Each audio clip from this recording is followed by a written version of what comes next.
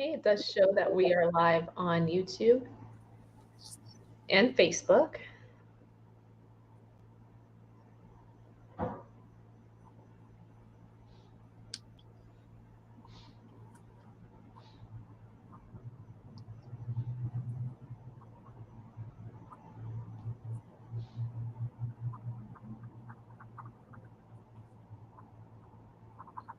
And we're starting to get people that are tuned in with us.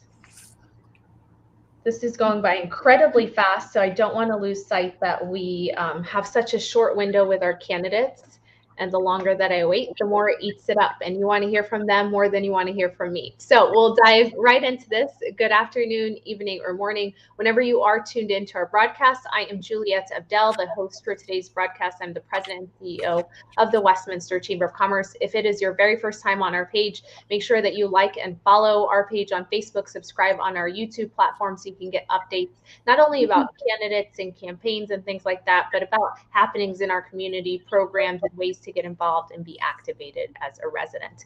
Now, if you've not already done so, there is a share button on this video. When you hit the share button, it shares it to your own network so others can see that we're live and can also be just as informed as a voter in the future, or maybe drop in and check things out. There's a comment section on this video as well. The comment section is the way that we'll be able to pull any pleasantries that you might have, any remarks that you may make, any questions that you do ask. We will take them up if we have time at the end. There are preset questions in advance. These questions were not received by any of our candidates, so they are hearing it for the very first time that you are hearing it. They will also be providing an opening introductory statement, a closing statement, and moving through those questions in about a 45-second window is what we're trying to keep them at, so you get a chance to hear their perspective on a number of things. That being said, you can always check out their campaign page afterward, and we'll be sure to include that for you and display it on the screen so you can check it at your convenience and kind of delve into who they are, their credentials, and all of that good stuff. Now, I'm very excited to have Steve on here with me, and thank you so much for spending your afternoon with us. Absolutely. Thank you, Juliette. Well, Steve, I know that we are pressed on time because we have a number of candidates from our state to our county level, and I want them to hear from you directly an opening statement or some remarks about your candidacy and why you're seeking this office. Got it. Well, I'm running for my third and final term, and in Adams County, we have 5 county commissioners. A few years ago, about 10 years ago, we moved from 3 county commissioners to 5 county commissioners. And that was because of some challenges with waste, corruption, and other problems that were happening at the county level. At that time, I was actually a deputy district attorney, and so I saw all those problems from the legal perspective. And I said that if the voters choose to go and expand the Board of County Commissioners from 3 to 5, I wanted to be part of the solution in the new Adams County. And so in 2014, I ran for the first time, and the voters supported me. Then we ran again in 2018, and now I'm running for my third and final term. And it's an honor and privilege to have been the county commissioner for the last 8 years. I'm asking for one more term to continue some of the progress we've made over the last 8 years. Thank you so much for that. And thank you, Parker, for tuning in. This is how we'll display any quick comments that you might have on our screen. Good afternoon to you, Parker. I also see Emma and a couple other people tuned in with us on this broadcast. So we'll jump right into our rapid fire questions, if that is okay by you. I'll display the questions on the screen, and then I will read them to our candidate that's on here, and they'll have a few seconds really to answer that question for us. And I was gracious this year. I made it 45 seconds instead of 30. So they, I know, appreciate those few seconds that were added in. So this question is asking, if new resources were available, what one area of county services would you feel most needs additional resources? Well, if you're only saying one, I would say I think we need to lean in on housing and infrastructure to support our growing community. Right now, it's very difficult for a lot of folks. I mean, Adams County is the most affordable county in the metro area, but people in Adams County are feeling the squeeze. We all are. The rising costs of everything from going to the store to housing. I mean, I don't want my kids living in my basement forever. I would love for them to be able to afford housing in our own very community that they grew up in. So I think that we need to continue to find ways to bring down the cost of housing, which also brings down the cost of other things. If we can work on infrastructure. That includes transportation, working on shared amenities, parks, trails, and open space, but trying to bring down the costs of living in Adams County through investing in some of those infrastructure, open space, and shared amenities. I think those are some of the things that we can do. And then in some way, it also addresses the other issues like mental health and housing for folks who need help with mental health, and trying to address folks who are experiencing homelessness. If we can invest in the infrastructure, we will help businesses as well as people. Thank you for that. This next question asks do you plan to promote any changes to existing taxes? If so, why? So if you mean changes like new taxes, I don't have any plans to add new taxes. I can tell you that. I will say that a lot of people are feeling the squeeze of taxes because of the property values, and we need to look at that and figure out, are there ways for us to try to address the cost of living without cutting out the very thing that we need. Is in Adams County, we're called what's debruced, which means that we're able to take the tax revenues, even during the good times, and reinvest that in the community. I'm constantly hearing that people want their roads fixed. I'm constantly hearing that they want some amenities and the curbs and gutters and sidewalks. They want us to continue cleaning up the county. So I think if anyone is talking about changing the tax structure, would just I don't have plans on it, but I do have plans on making sure that we can invest appropriately so people know where their money is going and they feel comfortable with it. We're talking a little bit about investing, and that leads us to this next question, which is what your position is on investing or funding in public education in the county. Well, I mean, public education is key. I think it's one of the things that we should always be striving for is better education for our kids. As far as the county goes, you'll have to know that the county doesn't provide like education per se. That's done through the school districts, but through partnerships, we can help school districts with some of their expenditures. The playground during the day becomes the park at night when you do the appropriate, partnerships. We can help with safe routes to schools when we're investing in our curbs and gutters and sidewalks. And then things like what we've done is we've taken the marijuana money that we've gotten from the sales tax that was passed by the voters back in 2014. We take that $500,000 of revenue, we match it with the state program, and now we have $1 million a year that we give out for scholarships, 4-year scholarships. And we've been doing that the last 6 or 7 years. And so about 50 students a year, based on need, have been getting some scholarships. So I think with infrastructure, with partnerships, and then also through the scholarships, we can help contribute to education. You touched on infrastructure as though you knew this question was coming up. So what is the most pressing infrastructure need in the county?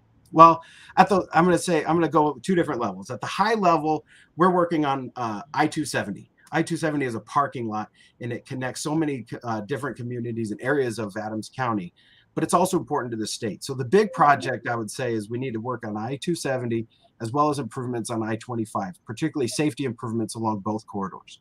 Down at the lower levels, the micro level, the infrastructure needs and still are curbs, gutters, and sidewalks, roads and bridges, the little stuff in the neighborhoods. And people still, if you drive along Federal or walk along Federal, you walk along some neighborhoods, not every area has all the curbs, gutters, and sidewalks that we need.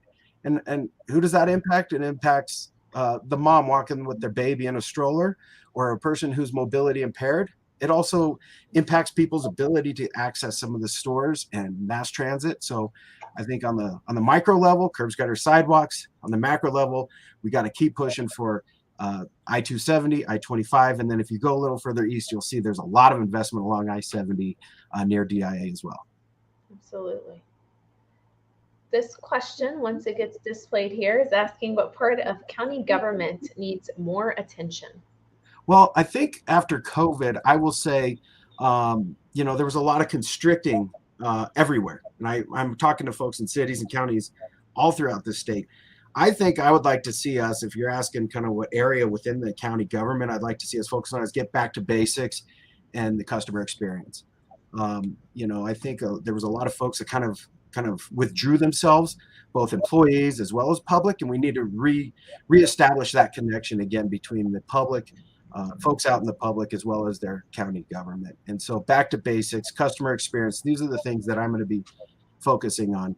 Is rebuilding some of those things that I think a lot of cities and counties, from what I'm hearing across the board, are experiencing similar to what we are which is kind of a constriction of that relationship, and we need to get back to that. Absolutely. Gia, thank you for tuning in with us. Here is this next question, and that is asking, why should voters choose you over your opponent? I've had a similar question earlier, and I always preface this by saying, focus on policy and factors that differentiate in candidacy rather than other things that may not be relevant to someone holding a Yeah. position. Well, I happen to like my opponent. He works at my church. I mean, so you're never going to hear us get negative anyway. I think what matters is looking at experience and track record. And so I've got 8 years of experience in this job and a track record of success that when I ran the first time and the second time, and I'm still going, it's quality of life, economic development, and standing up for the county. And the quality of life includes things like clean air and clean water. And one of the things that you'll see a very differentiation between me and my opponent is I'm saying we need to hold polluters, junkers, dumpers, and slumlords accountable. We need transparency when it comes to clean air and clean water. And that's something I'm really pushing for. If you look at criminal crime, you look at public safety, I have the endorsement of police and firefighters in our jurisdiction, as well as I was a deputy district attorney. I actually have experience fighting crime, standing up for victims, and addressing public safety. Day in and day out for almost 5 years, I did that in Adams County.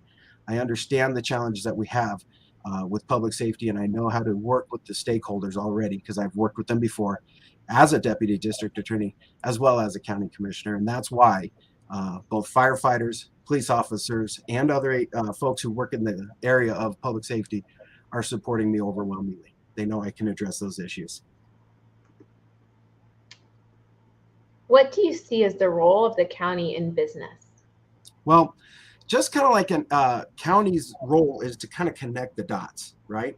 When you think of infrastructure, a lot of times we're connecting cities and towns through roads and bridges. But also when you look at some of these other areas, when you look at business and economic development, the county serves as kind of a regional entity.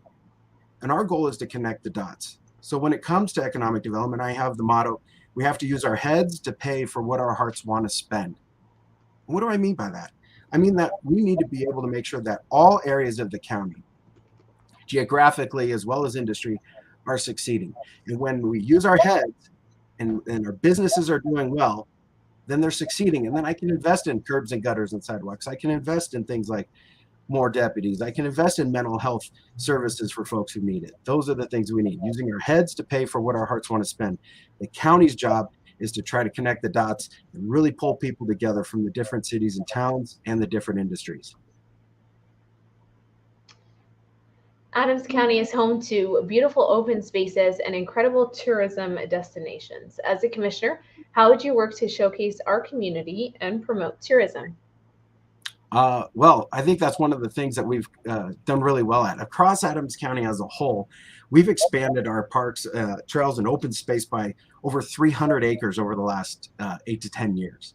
And I think that's important to know is that we're investing in some of our nature and our passive open space. But as far as the other parts of tourism, we've invested in what eventually will be a tourism hub, which is the spaceport, turning our old airport into the Colorado Air and Spaceport. That'll be one of the assets that we have in the future. We're working on it now, as well as looking at our Riverdale Regional Park, which is one of the best amenities in the entire state of Colorado. It's a very large regional park. We've got more things coming in. We've got a relationship with the Denver Zoo, Botanic Gardens. You're going to see a lot of those things at the regional level. But when you're looking at Westminster, what I'd like to see is us continue to work with our cities and really lean into things like sports tourism, and those types of issues where you can pull the different parts of the county together and everyone picks up an oar and starts rowing. I'd like to see us do some of that. You've got, different areas all around the county that have their own kind of unique little flavor of things that we can highlight. Once again, it's our job to highlight all of them and make sure they succeed. Absolutely. Steve, I feel like you need to be my example of quick answers for questions. I talk fast. Here's another one for you. What work needs to be done to build the inclusive county we should be, and how would you implement that work? Well, we have programs internally within Adams County. So it starts with what you do as an employer, as a policymaker, as the leader of the organization. We have an A-Proud organization in Adams County, and I really encourage people to go look it up. What we've done with this program is really try to pull folks, stakeholders within our organization together and get a lot of feedback, as well as implement a lot of the ideas that have been generated through that collaborative body within Adams County. But that's within the government, okay? And we've made a lot of strides. We truly are. It's in our mission to be one of the most innovative and inclusive counties in the entire nation, okay? And it starts at the top with making that statement, as well as starting to implement programs like A-Proud. Now, in addition to that, in the county, outside of our walls, like meaning out in the streets, we have to make sure that people feel comfortable to come into our community and that they don't feel like they're getting pushed out, whether that's from investments or some other things. And so that means that we need to make sure that we are doing the best we can to serve all the disparate and diverse communities in Adams County. What happens on Federal is different than what happens on Colfax. What happens on Sheridan, which is about as urban as it gets, is very different than going over to North Colorado Boulevard, where you have the suburban areas, and then you go out further east, and we have as rural gets with all farms. So we are a very diverse community. So I think what we have to do is highlight where we can agree on things, but also recognize our diversity and celebrate it. What policy changes or investments are necessary to encourage broader employment? Policy changes or investments? Well, I think that what you'll find is, broader employment. Do you mean broader employment like by more numbers, or you mean like more of a diverse workforce? I think you can definitely approach this in both ways. So I'll have you go with the former. Yeah, well, one of the things in 2000, I think it was 18 and 19, it might have been 19 and 20, we actually led the nation in #1 and #2 for job growth. Adams County is a place where people want to live and work. I mean, the secret is out. It's almost like we don't want to tell anyone else, right? There's so many people coming in, but the reality is that people want to invest in Adams County. We are the home of the two biggest economic drivers of the whole state, DIA and Anschutz Medical Center, as well as the very hub of all the major highways. I-270, I-25, I-70, I-76, US 85, Highway 36. I mean, you could go on and on. Everything converges in Adams County. What do we need to do? We need to diversify our offerings. We have a very strong, amazing construction industrial base. We're very proud of those blue collar roots, but we could also invite more tech. And so you're starting to see some of that innovation come around the spaceports, come around the areas around Anschutz. You're going to see areas in Westminster and Thornton that are bringing in different tech and high tech manufacturing as well. I think that the bottom line is that we have to be able to show all the different assets and all the different strengths that we have in Adams County. And there are so many different ones that we don't have to just focus on any one, but it's through partnerships with our chambers. It's through partnerships with our economic development organizations and our businesses that we can really try to show how amazing it is to be living and working in Adams County. Absolutely. Now, Steve, we have gone pretty quickly through these questions, but believe it or not, we're almost to that 20-minute window that I shared with you before. So I do want to give you a quick plug, and that's to your campaign page. That's steveodoricio.com. If you're interested in learning more about Steve, I highly encourage you to go to his page and learn more about who he is, his issues, accomplishments he's done, what's on his radar, and get to know him a little bit more past just this candidate one-on-one. This one-on-one is supposed to be short, brief, and provide you with little nuggets on perspective on certain issues. It is not the end-all be-all. Hopefully this has interested you enough to go research about the individual candidates and make a more informed decision at the poll here in November. That being said, do you have any remarks that you want to make as closing statements or closing remarks of things that maybe we did not touch on that you wanted the audience to hear about you or just about your campaign? I appreciate the time you've given me to talk to you and all the folks that are following us. It is about quality of life. It's about economic development. It's about stand up for the county. And what you want to look at when you're choosing who to put that checkbox next to it at the ballot, on the ballot, is who's got experience and who has a track record of improving the economy, who has a track record of standing up to crime and helping with public safety, and who has the experience of actually getting more dollars in Adams County for transportation and other things. And I've done all that. I'm hoping voters will give me another 4 years to continue that momentum. There's a lot more resources for me to go out and get for Adams County.